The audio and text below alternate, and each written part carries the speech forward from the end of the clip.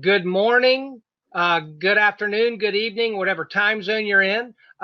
Be sure and like and subscribe the XRP Army News channel. And today, I'm not sure I've been as excited to talk to anyone that I've interviewed so far as much as I am Darren, because his videos have really been kind of the ones that I really enjoy watching the most, because number one, he's a very talented video maker. And number two, all of his information is very factual and practical. And so it's a great pleasure for me to be able to introduce to everyone Darren Moore Jr. So Darren, would you like to say hello and introduce yourself? Hi, Scott. Thanks for having me on the show. I appreciate it. It's I'm Fame21 More. I'm on Twitter and YouTube. I like to make XRP videos and kind of just show what the elitist plan is, what the elites are up to, their banking conferences, and what's being said. And I like to emphasize what they're secretly doing, but in plain sight. And so, Darren, when you first ran across Ripple, was it the first crypto that you ran into? No, I originally got into Bitcoin first, and I just put some money on it, thinking just kind of as a bet. And as Bitcoin rose in price, I started really getting into crypto, and I started digging into all the cryptos and all the altcoins. And the more that I learned about XRP, the more bullish I was on Ripple. And so you didn't have any bad feelings at all when you began to look into Ripple and XRP about it being a banker's coin? That didn't throw you off at all? No, my motives aren't the libertarian, let's take down the system. I'm more about money. I want to make money with this. I don't really care that much. I don't think the libertarian way is going to win in the long run. You don't have a shot. So I'd rather just make money and preserve wealth with the best way I can. And analyzing Ripple and XRP, I think that's my best shot. Well, and Darren, having said that, on the other end of it, are you concerned at all about the fact that we're going to a cashless society, about the fact that everything will be tracked? I mean, do you have any personal views about those personal freedoms being taken away, or are you like me, that they're not really going to take my opinion about what they're going to do? They're going to do what they're going to do. And if I can profit off of it monetarily, that's what I'm interested in the most. Correct. I am concerned. I'm concerned about humanity, but there's only so much that I'm going to be able to do. And that's to spread awareness before it happens. And that's all I can do. I got to understand what's in my power and what's outside of my power. And I do the things that are in my power, but I don't think there's anything going to stop this. And the other part of this is the system is so bad right now. We're so overinflated with debt that they really don't have any other options. And crashing society as a whole would be worse than anything. So even if we took the power back from the banks, what's coming our way is going to be biblical. I don't think that's an understatement. That's the thing that scares me. So what you're telling me is the fact that the derivative market has grown from between 545 trillion and 1.2 quadrillion might just be a problem they can't work their way out of?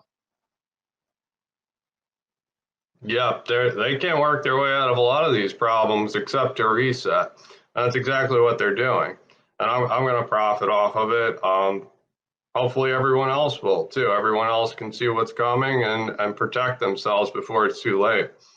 I think the average person that has no idea what's that's happening right now, I don't think that they're gonna have a good quality of life after everything's said and done. Well, but they might have a shot with crypto assets. They might have a shot with the system stabilized with crypto assets. So It's going to be a lower level of life, but it'll still be life, versus if the whole system implodes and no crypto assets and we're back to gold and silver standard bartering, a lot of people are going to suffer with that one. Well, and do you feel like that they've kind of had an idea all along of what they've been planning, and that XRP and Ripple have been a part of that plan all along?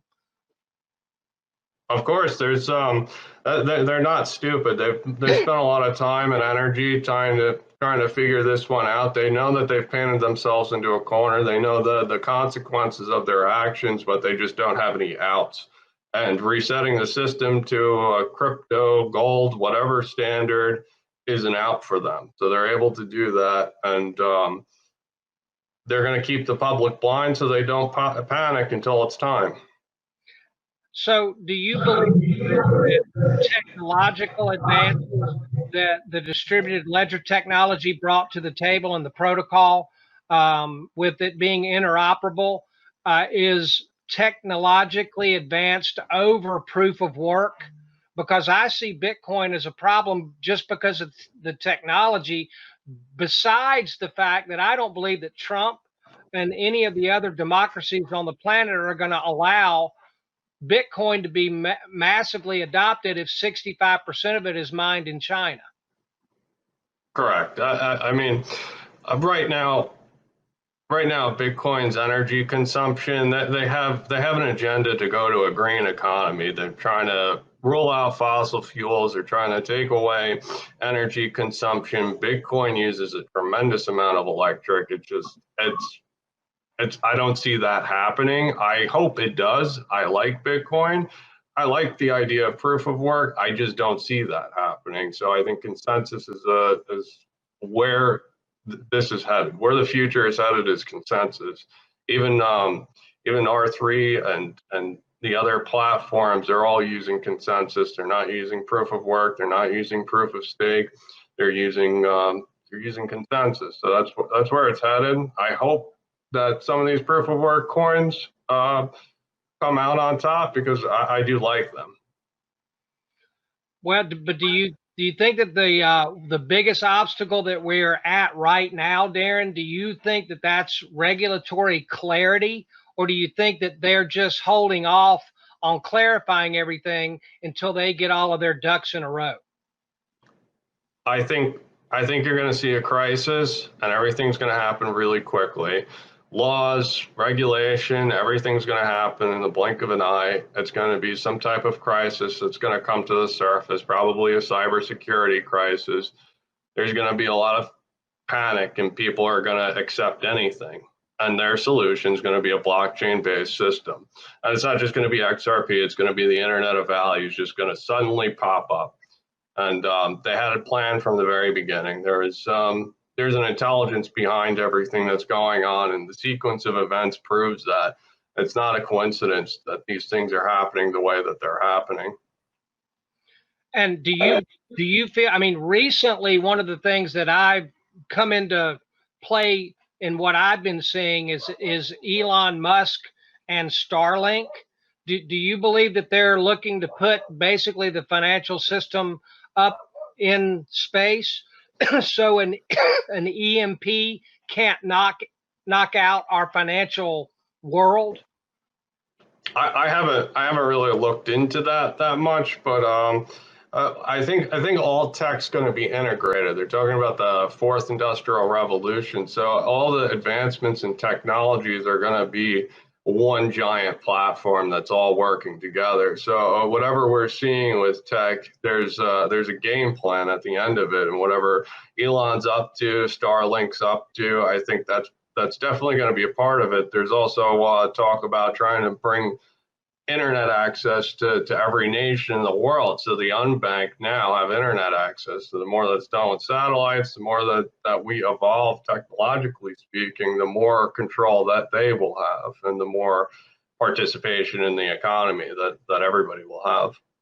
Well, and the idea that I heard the other day was that an EMP, which is an electromagnetic pulse, let's just say, and that Russia decided to do an attack on America like that. They put that up in space and set that thing off, and then it screws up our whole electrical grid.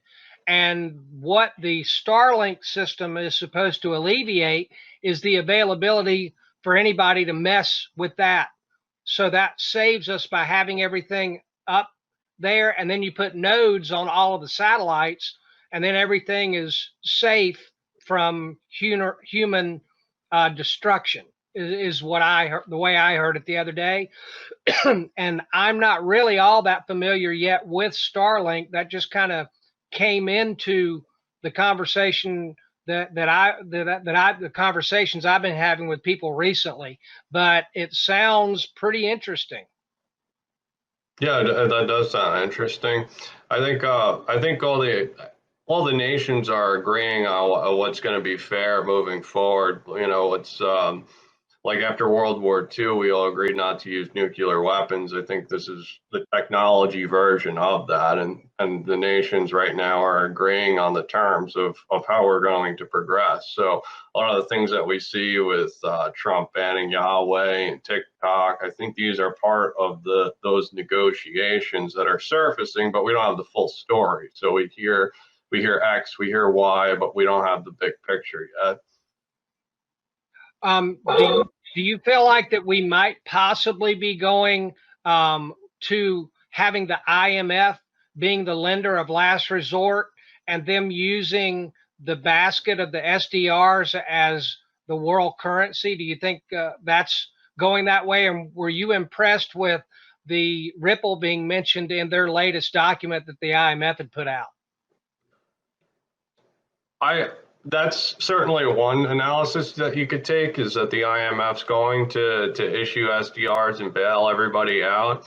And they very well could be using a Ripple-based solution to deliver the SDRs to central banks with XRP, right? So you got SDR bridged to the central banks with XRP. So that's certainly one possibility, and the involvement that Ripple has had with the IMF over the last years is quite, it's apparent that there's something definitely going on there. So I'm waiting for the next crisis, because I do think Ripple and the IMF have some type of bailout plan where XRP is going to be utilized. I didn't really get a chance to look deeply into that document that was posted. I know of it. I just haven't had a chance to read it thoroughly yet.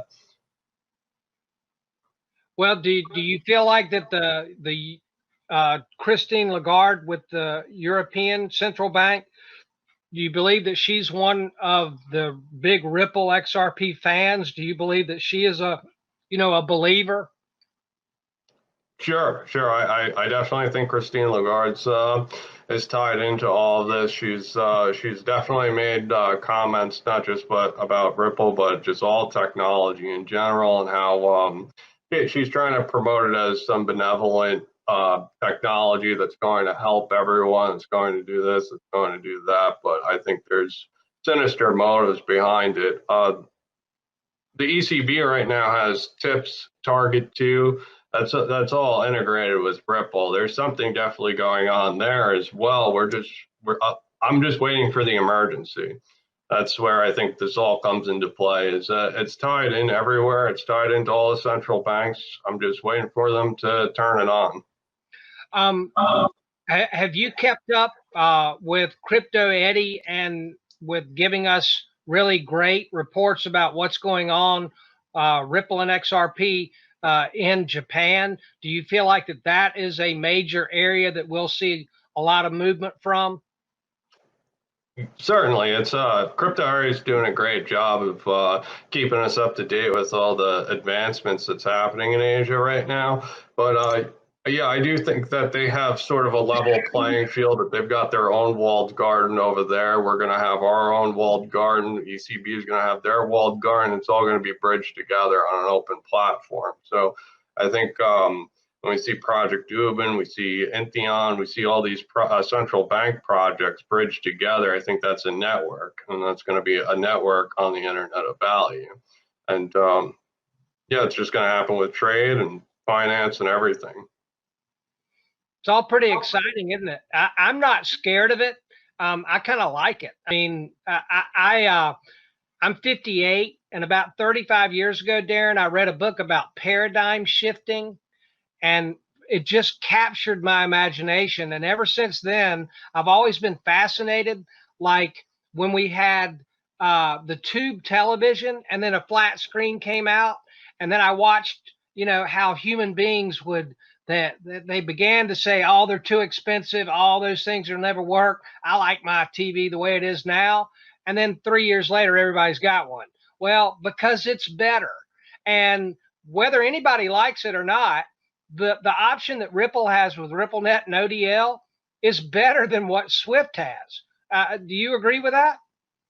I certainly agree with that, but I don't know about how they're going to roll this out with changing the whole economy. I think that it's not going to go peacefully and organized. They're gonna scare everyone to do that. I think it's gonna flip people's worlds upside down when that happens. So I see that the technology is superior, so I know the end result's going to be this technology implemented, but how they get to there could very well be devastating. I don't know how they're going to roll it out. Hopefully it comes out peacefully and does it in a well-organized way, but there's other possibilities that they can just flip everyone's world upside down, and then the dollar losing the world reserve status in that process, life as we know it in the States is going to turn upside down for a lot of people, which is another scary aspect of all of this. Well, how do you feel about our stock market and the Fed continuing to try to prop it up? I know for me that I was watching actually Bix Weir last September 17th, and he called it. Look about what's getting ready to happen on the 19th, and that was when the Fed began their giving out money in the repo market or desk. And they put out $7 trillion since September 19th last year. And Darren, what is going to happen to our stock market if they don't put $7 trillion into it during the next 12 months? That's why it's scary, right? All the debt supporting our life, we're benefiting from all this debt. When they just pull it from the equation, you're going to have a very different life. And it's super irresponsible that they're just dumping money the way that they are into everything, but they have no choice. And when it's finally done and it's finally they can't do it anymore, they can only reset. And hopefully it happens smoothly, but I'm preparing for the worst, Well, and Darren, I mean, I hear what you're saying, but when I'm looking at it, I feel like that we're already about 95% digital anyway. I know I am. I carry maybe $10 or $15 worth of cash in my pocket, but every single thing else that I do, I use a debit card. I've got a couple of credit cards, but I don't use them very often. But when debit cards first came out, I grabbed them, and I didn't want to have cash, even early on when the first debit cards came out, because I can lose cash and I'm just out of luck. But if I lose my debit card, and even if somebody steals it and uses it, as long as I report it to my credit card or debit card bank, they'll credit me if somebody fraudulently used it. but cash, you lose and you lose. So, I mean, is it really going to be that much in your mind of a switch over if we're almost all digital now anyway?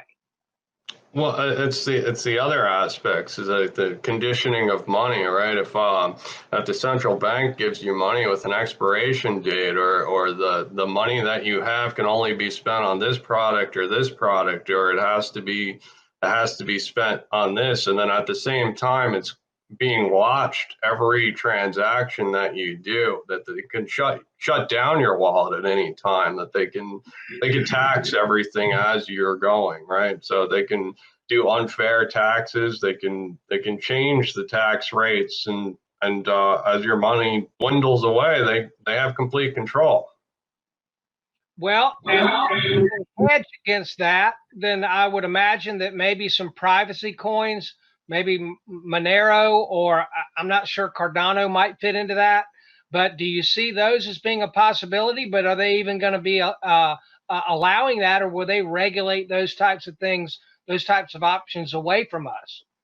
It's like the proof of work discussion we were saying earlier, is that I hope that proof of work works out, but the energy part of it, I'm not putting my money on it. I think it's going to be banned at one point, and the same thing with privacy coins. I think they're going to come down with an iron fist when the time is right. So I hope privacy coins stay alive, but I think at one point they'll get crushed by government. And hear about this time, Brad Garlinghouse said that we were in a marathon and we were about in mile 3. Do you feel like the pandemic actually sped that up, or do you think they already kind of had a timeline, irregardless of the beer cold? I think the pandemic is speeding everything up. Well, they're saying that the pandemic has sped everything up. So I think it's both. I think there was a timeline, and I think the pandemic surfaced because of the timeline, and now you're starting to see everything fall into place. I think this was all planned, and we're just watching it unfold. And I think there's more to come. And do you see bad things happening in the mortgage situations in America with people that have been out of work for so long? And I really don't see that it's that much of a relief if you don't have to pay your mortgage for 3 months, but then you got to get caught up. And when people haven't been working. And then the other thing that is heartbreaking for me is I've been following it along very closely about what it looks like with the pensions in America.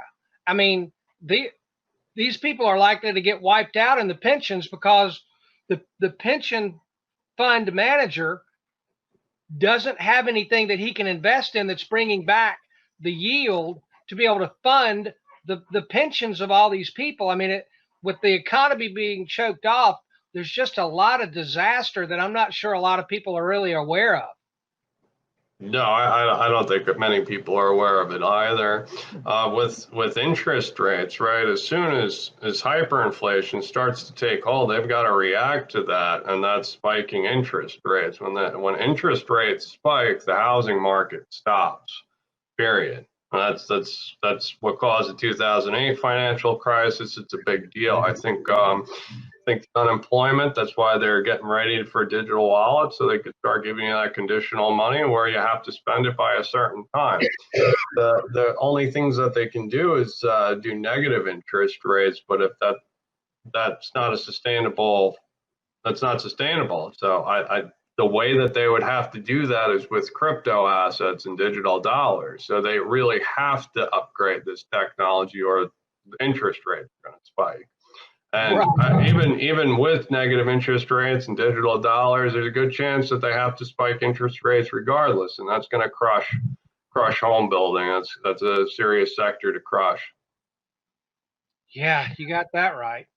Well, and do you feel like that the Digital Dollar Act and all of the things that are going on in Tom Emmer the other day, I mean, do you feel the momentum? And I mean, God, when Brian Brooks came out and said that the banks can custody crypto assets, I mean, all of the news that I've seen in since last October when Brad said we're in mile 3 in the marathon, I've not seen any. Now, you and I both have seen FUD, but I've never seen anything that really that was really, absolutely negative that actually stuck. All the news has been for Ripple and XRP people has been overwhelmingly positive. Only thing that we can say is the price hasn't really moved all that much. But again, it seems like that all of the news just continues to be good, good, good, good, better. Have Sure. you seen it that way too? Absolutely. And if you know, like we were saying earlier, if you know the end results, you know this technology is superior, know that this is the way that we're moving to, all of these things that are happening are falling in line with that. And I think that the price is suppressed because that's the end goal. They don't want anyone to realize what's happening before it happens.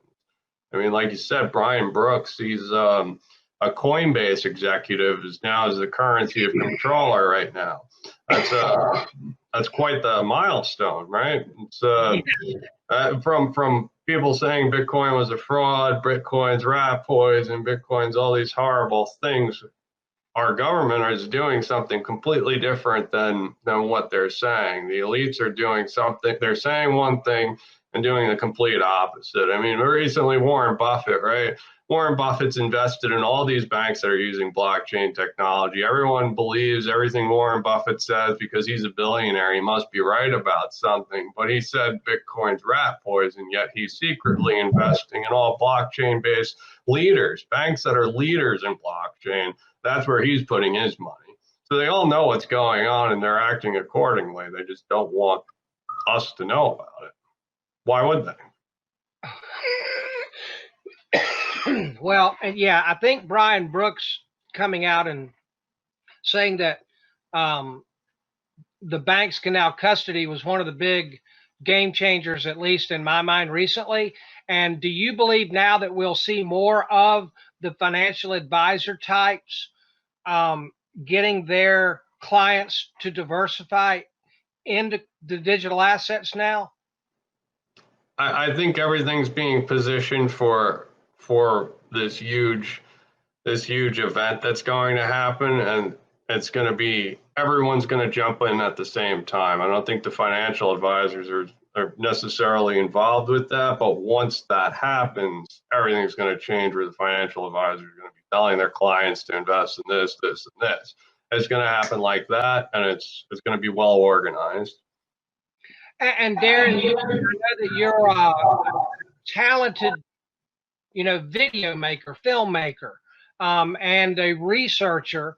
And how much have you researched into the connection with Ripple and XRP and Bank of America? Do you feel like that there's a very solid connection there? Because I keep hearing about that, and how do you feel about it based on your research? I don't understand why anyone would be saying anything negative about it. Bank of America has been in the global payment steering group since the very beginning, like 2016, I believe, off the top of my head. But I mean, then there's patents with Bank of America and XRP. There's constantly information being leaked about Bank of America. Bank of America's at swell events.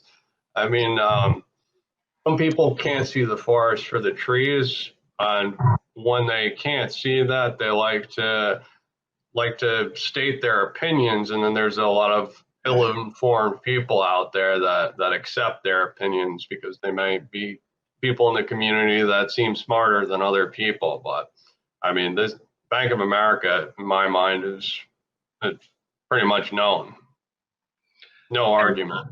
Do you think that they will? Do you think they're going to hold off and announce that after the event, or do you think that that I don't understand why they haven't said anything yet, I guess is what I'm trying to say. They want to keep the price down, right?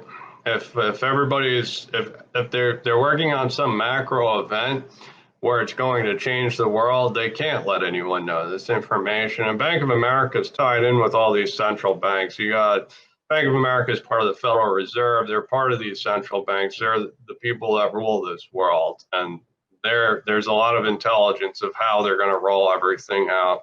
We know that they're working on it, but we just don't know the technicalities of when it comes out. So this is one of those things where you're not going to know anything until it's too late. The price is going to change instantaneously.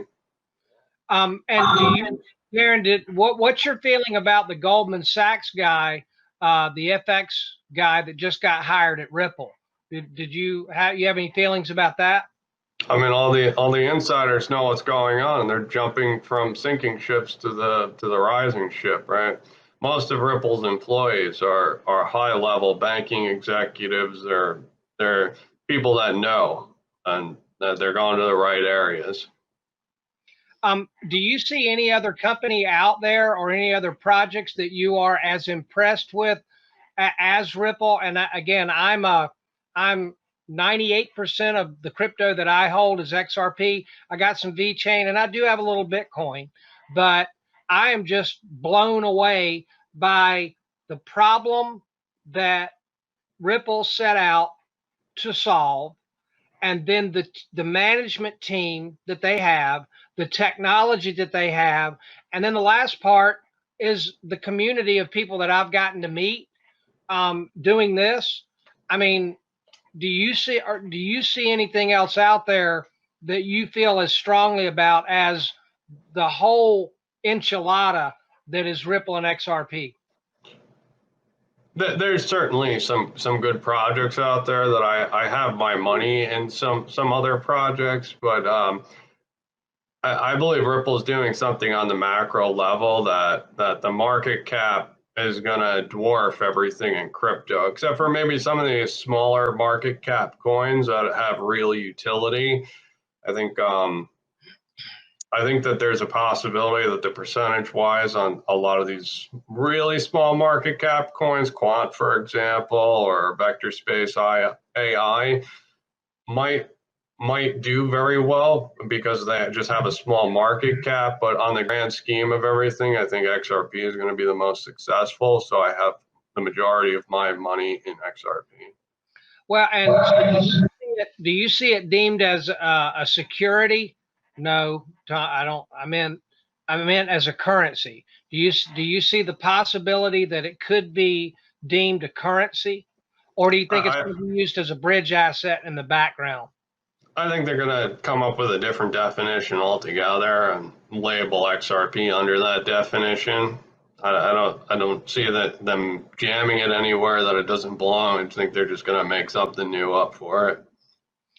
Do you think that Swift has any chance at all, or do you think they may adopt RippleNet and ODL, or do you think they're going to still try to fix their, is it GPI? Is that the name of what they have? That they're going to fix that? Well, a Swift GPI is kind of how they already fixed Swift, right? So it's instant payments, but it's not instant settlement. I think Swift is gonna be the dollar settlement and the Internet of Value. I see it as one of the networks that you can go through if you want to use dollars to transact. I don't see the United States just bowing down and just letting this all happen. I think they're going to have some say in the Internet of Value, and Swift GPI is going to be one of the networks in the Internet of Value that uses dollars. So I do think that some of trade, global finance is going to run through Swift, but I see it as multiple hubs, right? So you have Google, you have Amazon, you have all these different hubs, but it's going to be in the Internet of Value, and Swift being one of those major hubs. But you'll be able to choose between Swift, RippleNet, or XYZ, or another platform. Well, and that's one of the things that I'm not sure that a lot of people have kind of been able to grasp is XRP does not, and Ripple, they don't have to get 100% of the market. I mean, no, they don't have to be, like Evan Schwartz famously said, involved in all of the money. If they were a cross border remittance vehicle that was involved in all of the transactions, that would be fine. But even if they just captured 25% of the entire global monetary market, then the existing Ripple holders, where XRP holders, where we are right now, being in so early and have purchased XRP at such a low price, we've still got the opportunity to make some substantial gains. Not financial advice, I'm not a financial advisor, but we got a pretty bright future based on the timing of where we are with Ripple and XRP. Would you agree with that? Sure, I agree with that. We're at a $20 billion market cap, and what they're talking about is solving trillions and trillions of dollars worth of problems. So I think I think we're going to be fine with that aspect of it. I think it's people think that XRP is going to do everything. It's not going to do everything. This is a joint effort. There's more than just Ripple working on this. It's going to be a global platform, and Ripple's tied into it. Interledger is tied into it, but there's going to be a lot of winners out there. Well, and again, .com boom, there's a lot of winners there too. And I believe that we're going to see a blockchain, like you said, another industrial revolution, the blockchain revolution. But I think it's going to be bigger because we're going to tie in the unbanked and have everybody with micropayments being able to be involved in the world economy. Do you think that the politics in America has anything to do with it? Do you think that Trump is involved with any of this stuff and they're trying to hold everything up until after the election? And because I know that if the economy flops before the election, I feel like that his likelihood of getting reelected is going to go way, way, way down. But I just don't know if you feel like he is involved with what's going on at all. I think he's involved to some degree. I don't think that it all depends on him, but I think what he's doing with the trade war is he's trying to negotiate, what we will have after post Internet of Value, and where will we have the technology? Where will they have the technology? And I think this is going to happen before the election. I don't know if there's a good chance Trump will still win, even if they do crash the economy. So, but I do think the crash is coming before the election, and I think to a certain degree he's playing ball with everyone. So I don't think that he's hated by the rest of the globalists. I think he's kind of accepted because, quite frankly, he's doing a good job driving stocks way up, making the debt as high as possible, and that's what they want. They want the debt as high as possible so they can reset. And not only that, to use the debt towards this digital infrastructure, they're going to spend all of that money in upgrading the system. That's what's happening. So just because the economy crashes does not necessarily mean he doesn't get elected. And any feelings at all about Judy Shelton, pro or con? Do you think she helps the blockchain and digital currency revolution if she is goes on and gets approved fully in the Fed? Sure, it's like Brian Brooks, right? We know the end results, and everybody that's being positioned in the right place is pro blockchain, and Judy Shelton's one of those people. Yeah, crypto Judy. We got crypto comptroller. It just seems like everything's falling into place. I'm like I said, I'm 58. I'm more excited than at any time I've ever been in my entire life. And I know that there are a lot of bad things that are going on right now, but a lot of people are feeling some pain, and I think that we've got some more pain coming up. But I think on the other end of that, we're all going to be, the whole planet is going to be better off. At least I think that way. So I don't know if too many of the personal freedoms are taken away, then I might have to eat those words. So, and Darren, I believe that you had mentioned that you were somewhere in Texas. Is that right? Yes, that's right. And were you aware that the finest barbecue in the history of the world actually resides in North Carolina? Do you think so? When I go to South Carolina, seems too sweet to me, but I like Texas barbecue sauce. It's a little bit tangier than South Carolina. It's too sweet. I've never been to North Carolina though. We've got Carolina barbecue vinegar based, and they make the greatest barbecue slaw, and that really makes the sandwich. So I just whenever I meet a new friend from Texas, I always make sure and have the barbecue discussion. And I'm a huge Cowboys fan, so I've been a Dallas Cowboy fan since I was in elementary school. My dad was a Redskins fan, and so we had that rivalry growing up. And so go Cowboy! How about them Cowboys? Yeah, I'm a huge nerd. I don't really watch sports, so. That's okay, no problem. So timeline wise, I guess you just kind of feel like that there's an event that's getting ready to come up, but you feel like that it's sooner rather than later. I think by January 2021, something's going to happen. The Great Reset. Great. I'm all for it.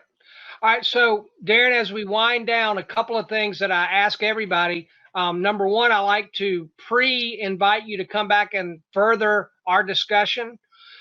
I'm looking to be able to make connections with like-minded people in our XRP community.